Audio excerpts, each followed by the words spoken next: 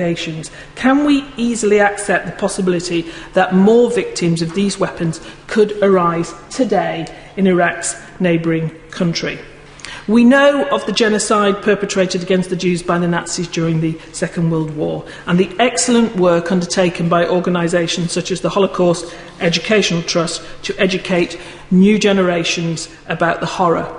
Every year we have Holocaust Memorial Day to honour the dead and ensure they are not forgotten. The story of the Kurdish genocide has yet to be fully told and is not yet fully understood. But the Kurdish people should not have to wait for justice from the international community any longer. Iraq has officially recognised the killings of genocide, and the rest of the world must do the same. Robert Halfon.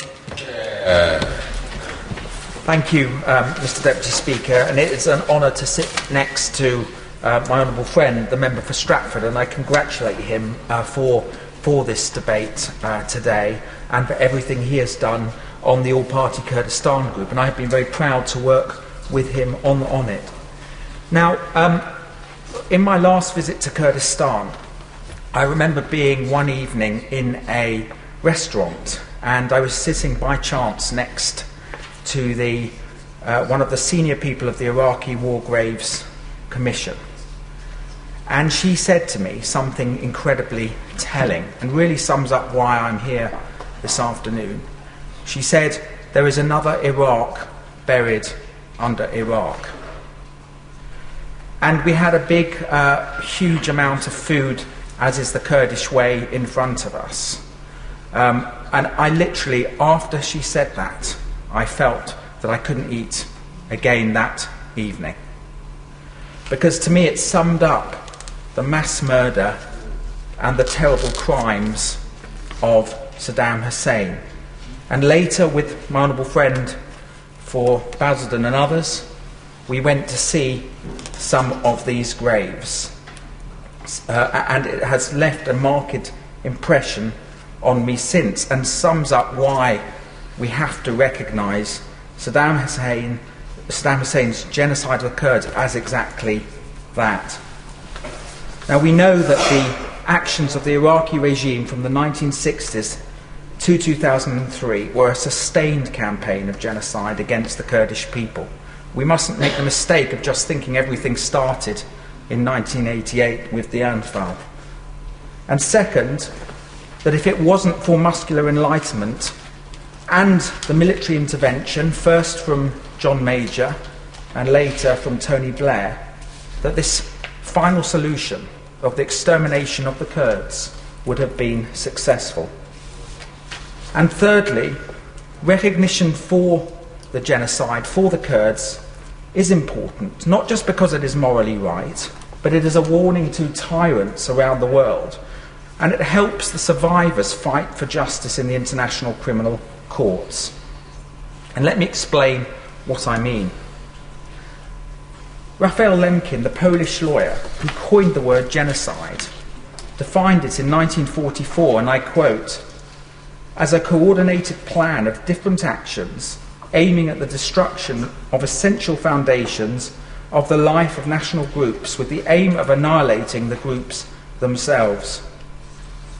That is a perfect description of the campaign of persecution and murder which Saddam Hussein and his predecessors led against the Kurdish people.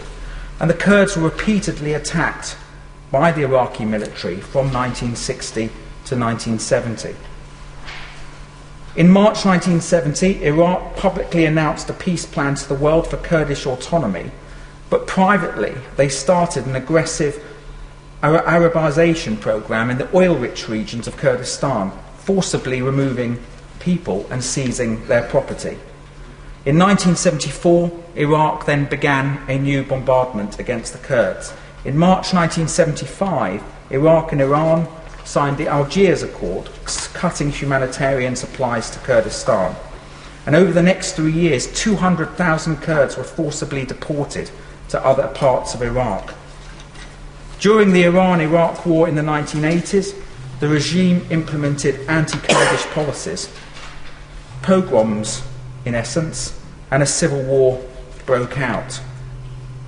Iraq was condemned but was never seriously punished. The result was that the genocide accelerated. First, the Kurds were demonized, then they were marginalized, then they were persecuted, and finally they were massacred. All the stages of genocide. Between 1986 and 1989, the Anfal campaign led to the destruction of over 2,000 villages and towns and the murder of more than 180,000 Kurdish civilians. That was the cold-blooded use of ground offences, internment without trial, disappearances, aerial bombing, torture and rape as a weapon of war, destruction of whole villages and towns, mass deportations, firing squads, and chemical attacks, including the inhuman attack on the Kurdish town, as so movingly described by my honourable friend for Stratford of Halabja in 1988, that killed 5,000 people almost instantly. And we shouldn't forget that when, just before Saddam Hussein dropped the mustard gas, they dropped bombs to blow up the windows of the houses so none of the Kurds could actually escape inside the buildings and retreat from the mustard gas. Now, after the collapse of the Kurdish uprising in March 1991, 1.5 million Kurds became refugees. And it was only then, after decades of escalating violence and genocide, that in April 1991, the United Nations Security Council passed Resolution 688, demanding peace in Kurdistan and access for humanitarian agencies. And disgracefully, this was the first international resolution, the first to mention the Kurdish people by name. In 2004, Human Rights Watch said, in the last 25 years of the Ba'ath Party rule, the Iraqi government murdered or disappeared some 250,000 Iraqis, if not more. And as with every other genocide, the methods of killing became ever more sophisticated. Think shooting in the woods by the Nazis, and then the concentration camps. And my honourable friend for Basildon will remember going to a prison called the Red Room, which was in essence a mini concentration camp, where there were rooms called the party rooms, where women were raped, their babies and their fetuses were literally thrown into ovens outside. Now, I've never seen anything like that in my life, and I never want to see it again. In fact, on my second visit, I stayed outside what is called the Red Room because I did not want to go inside and see what I had seen. Saddam and the Baathists were determined to vacuum the Kurds from Iraq, partly because of Arab nationalism and partly a desire to gain full control over Kurdish lands and oil. And if you define genocide as scientifically planned mass murder, then the Kurds suffered genocide.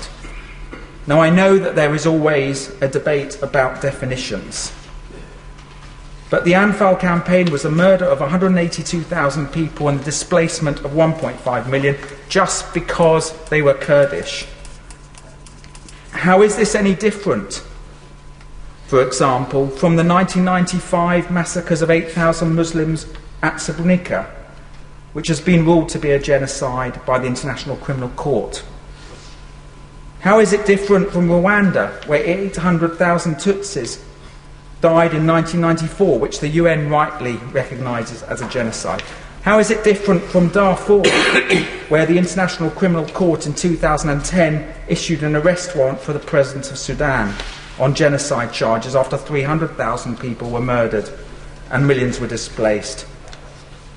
Yugoslavia, Rwanda are recognised formally by the United Nations as having had genocides. The US Secretary of State Colin Powell said that the massacres in Darfur were a genocide. And since that time, however, no other permanent member of the UN security has followed suit. Now, I accept that the Minister will feel hemmed in by the definitions.